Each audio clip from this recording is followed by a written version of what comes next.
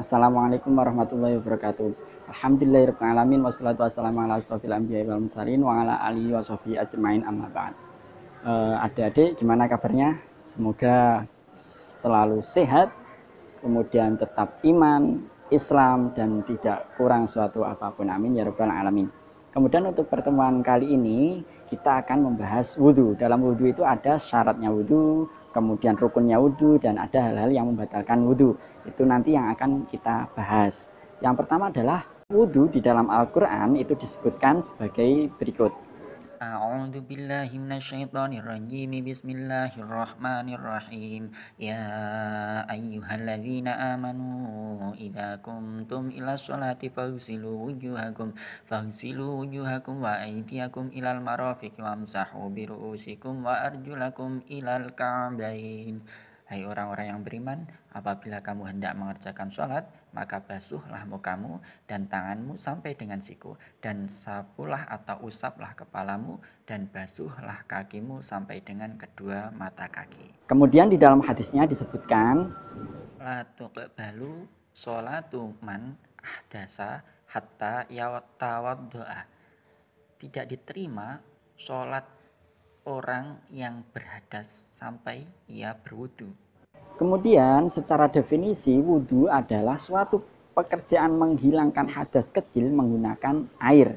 Sehingga kalau tidak menggunakan air maka tidak dinamakan wudhu, seperti dengan debu maka itu dinamakan tayamum. Kemudian syarat-syarat daripada wudhu tersebut itu ada 10, yang 8 untuk orang yang umum, kemudian ditambah 2 itu untuk orang yang daimul hadas atau selalu di dalam keadaan hadas, seperti orang yang yang istihadah, maka itu di 8 tadi, 8 itu ditambah 2. Lah apa 8 dan tambahan 2 itu? Yang pertama adalah Islam, sehingga ketika tidak Islam maka tidak wajib untuk wudhu. Tuntutannya adalah dia bukan wudhu tapi masuk Islam. Kemudian syarat wudhu yang nomor 2 itu adalah tamyiz, atau sudah bisa membedakan antara yang mana yang baik, yang buruk, atau kalau umumnya itu disebutkan cukup umur. Kemudian syarat wudhu yang nomor 3 itu adalah suci dari haid dan nifas. Jadi ketika seorang haid atau nifas maka tidak sah wudhunya. Kemudian syarat wudhu yang nomor 4 yaitu harus terlepas atau bebas dari hal-hal yang mencegah datangnya air kepada anggota wudhu, contohnya tangan. Maka ketika di situ ada cat atau solasi yang mencegah datangnya air pada kulit, maka wudhunya tidak sah, karena air wudhunya itu tidak bisa sampai kepada anggota wudhu tersebut. Maka sebelum sholat harus dibersihkan ketika terkena cat ataupun solasi yang menempel di anggota wudhu. Kemudian syarat wudhu yang nomor 5 adalah tidak adanya perkara yang di situ merubah kemutlakan air. Jadi di anggota wudhu, contohnya di anggota wudhu itu ada hembody ataupun cat air, cat akrilik yang di sini kemudian ketika terkena air wudhu, kemudian airnya itu berubah warna ataupun berubah bau, rasa, maka itu wudhunya tidak sah. Basuhan yang itu tidak sah karena air, kemutlakan air itu tadi itu sudah berubah. Dan syarat daripada wudhu tersebut termasuk adalah airnya harus air mutlak. Makanya ketika ada yang perkara yang merubah kemutlakan air itu, maka harus dihilangkan dulu sebelum dia wudhu. Kemudian syarat wudhu yang nomor 6 yaitu harus mengetahui bahwasanya wudhu tersebut hukumnya adalah wajib. Sehingga ketika seseorang itu tidak tahu bahwasanya hukum wudhu itu adalah wajib, maka itu belum memenuhi syarat wudhu tersebut. Kemudian syarat wudhu yang nomor 7 adalah tidak boleh beritikad bahwa salah satu kewajiban kewajiban wudhu itu hukumnya sunnah, karena wajib. Tidak boleh diitikati atau diyakini bahwa itu adalah sunnah. Contohnya adalah membasuh wajah. Membasuh wajah itu ada hukumnya adalah wajib. Maka tidak boleh ketika seorang wudhu itu beritikat atau berkeyakinan bahwasanya membasuh muka itu adalah sunnah. maka itu tidak sah. Kemudian rukun wudhu yang nomor 8 yaitu harus menggunakan air itu yang suci mensucikan atau air yang mutlak. Ada air suci tapi tidak bisa mensucikan, contohnya air teh, kemudian air kopi, maka itu boleh diminum tapi tidak sah untuk berwudhu karena dia tidak bisa mensucikan. Kemudian untuk syarat wudhu ini 8 itu dulu adalah untuk orang yang normal. Akan tapi bagi orang yang daimul hadas atau selalu dalam berhadas seperti orang yang istihadah itu ditambah dengan 2 syarat. Yang pertama adalah ketika wudhunya itu sudah masuk waktu sholat. Contohnya ketika akan melaksanakan sholat asar, maka wudhunya itu harus sudah masuk waktu asar. Kemudian yang kedua atau yang kalau dijumlah itu yang ke-10 itu harus terus-menerus atau mualaf, sehingga ketika dia membasuh muka kemudian langsung membasuh tangan itu tidak boleh dijeda dengan ngopi dulu seumpama. Kalau orang normal itu boleh ngopi dulu setelah basuh muka, ngopi dulu, tapi hukumnya sunnah untuk terus menerus. Tapi untuk yang daimul hadas itu hukumnya wajib harus terus menerus. Itu adalah syarat-syarat daripada wudhu tersebut. Kemudian kita masuk kepada rukun-rukun wudhu. Rukun wudhu itu ada 6. Yang pertama yaitu niat. Nawaitul wudu'a li raf'il hadasil asghari fardhalillahi ta'ala. Tempatnya niat itu adalah mukarinan bifili atau bersamaan dengan pekerjaannya. Dalam hal ini kita bersamaan dengan ketika membasuh wajah. Yang nomor 2 yaitu membasuh wajah. Untuk membasuh wajah ini itu batasan wajah itu sendiri adalah dari tumbuhnya ujung rambut yang atas, yang bawah sampai tulang ini, kemudian yang samping sampai telinga ini.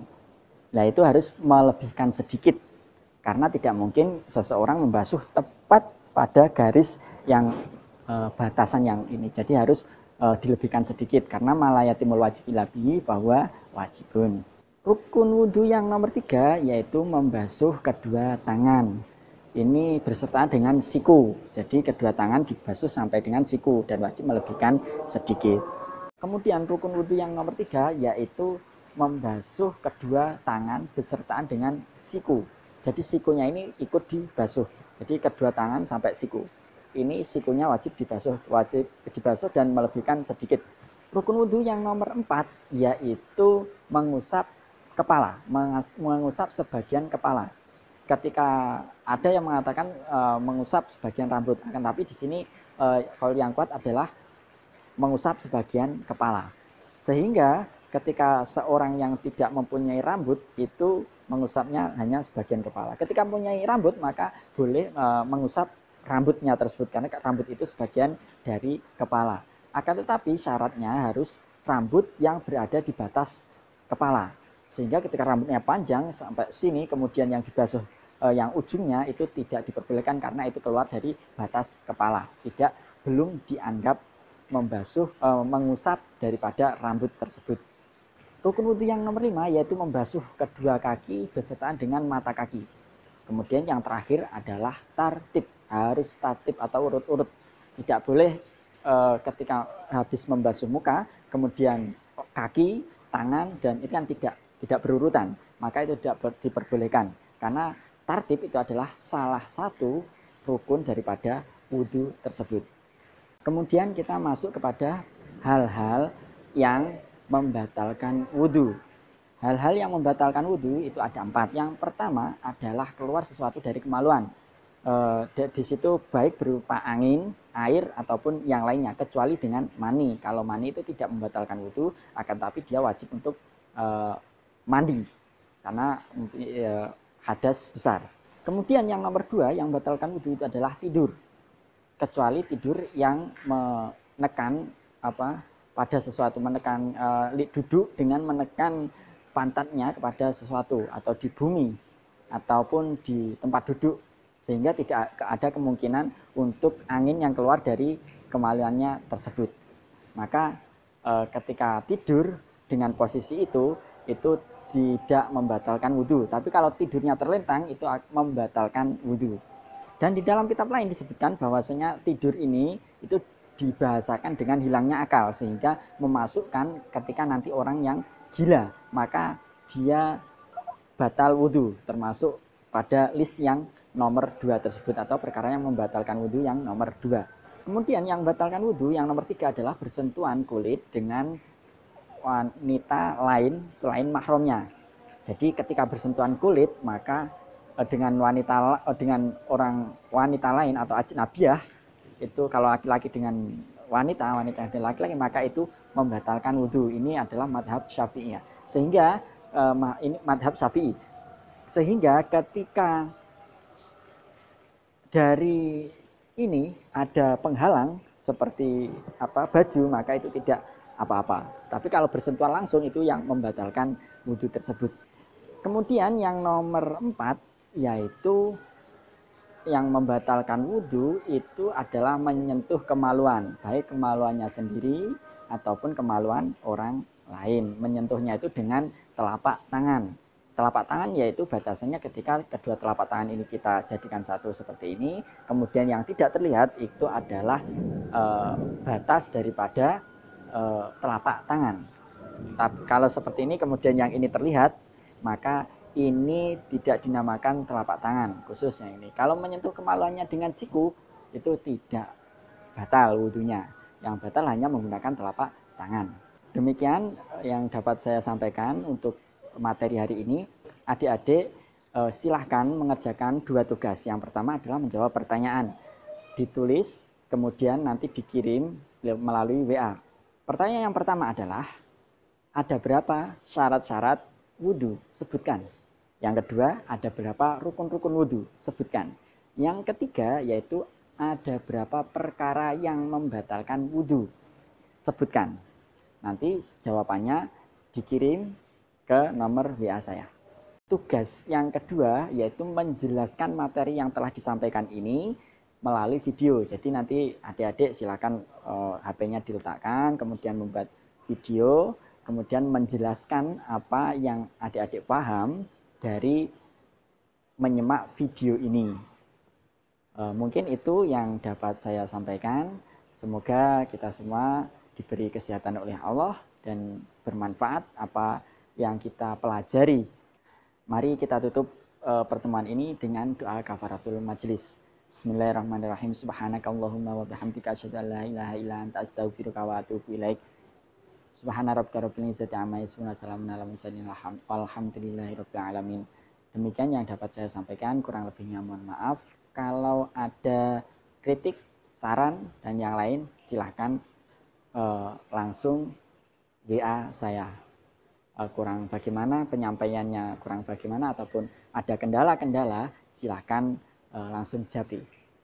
Kurang lebihnya mohon maaf. Assalamualaikum warahmatullahi wabarakatuh.